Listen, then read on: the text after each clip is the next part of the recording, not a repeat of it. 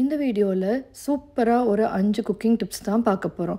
நம்ம டக்குன்னு ஏதாவது சமைக்கணும். ஆனா மறந்துட்டோம். முந்தின நாளே நம்ம நைட் ஊற வைக்கிறதுக்கு மறந்துட்டோம் அப்படின்னா, அதாவது கருப்பு சுண்டல், பச்சை பட்டாணி, சன்னா அந்த மாதிரி டக்குன்னு சமைக்கிறதுக்கு நம்மளுக்கு இல்ல. நம்ம ஊற வைக்காம விட்டுட்டோம் அப்படின்னா கவலையே படாதீங்க.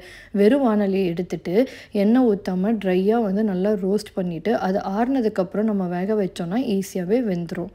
சம்டைம்ஸ் நம்ம சாப்பாடு பண்ணும்போது குக்கராகவும் இருக்கட்டும், இல்லைனா நம்ம வடித்து எடுக்கும்போதாவும் இருக்கட்டும், ரைஸ் ஒட்டி ஒட்டி கொஞ்சம் கஞ்சி மாதிரி பதத்தில் ஆயிரும்.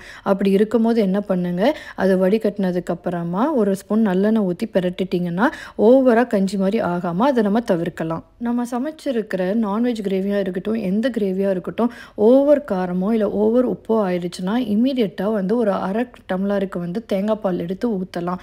அது ரொம்ப குக் பண்ணக்கூடாது. தேங்காய் பால் ஊற்றிட்டு ஒரு கொதி வந்தோடனே நிறுத்திடலாம். உப்பாகவும் இருக்கட்டும், காரமாக இருந்தாலும் அடங்கிடும். அப்படி இல்லைன்னா உருளைக்கிழங்கு வேக வச்சு உள்ளே சேர்த்து மிக்ஸ் பண்ணிடுங்க. அடுத்தது நம்ம சப்பாத்தி மாவு பிசையும் போது எப்போவுமே ஒரு பெரிய சேலஞ்சிங்காகவும் இருக்கும் சாஃப்டாக இருக்கிறதுக்கு. அப்போது வெது வெதுப்பான தண்ணீரில் நம்ம பிசைஞ்சோன்னா சாஃப்டாக இருக்கும். அது கூட ஒரு ஸ்பூன் நெய் ஊற்றி நம்ம பிசைஞ்சோன்னா ரொம்ப மெதுவாக லேயராக சப்பாத்தி கண்டிப்பாக வருங்க. நைட்டு நம்ம சப்பாத்தி சுட்டாலும் அடுத்த நாள் மத்தியானம் வரைக்குமே நல்லா சப்பாத்தி சாஃப்டாக இருக்கும். நான் இந்த மெத்தட் தான் ஃபாலோ பண்ணுறேன். நமக்கு இருக்கிறதுலே ரொம்ப ஈஸி இட்லி தோசை பண்ணுறது தாங்க. ஆனால் சம்டைம்ஸ் இட்லி கல்லாட்டாயிரும், தோசை பிஞ்சு பிஞ்சு வரும்.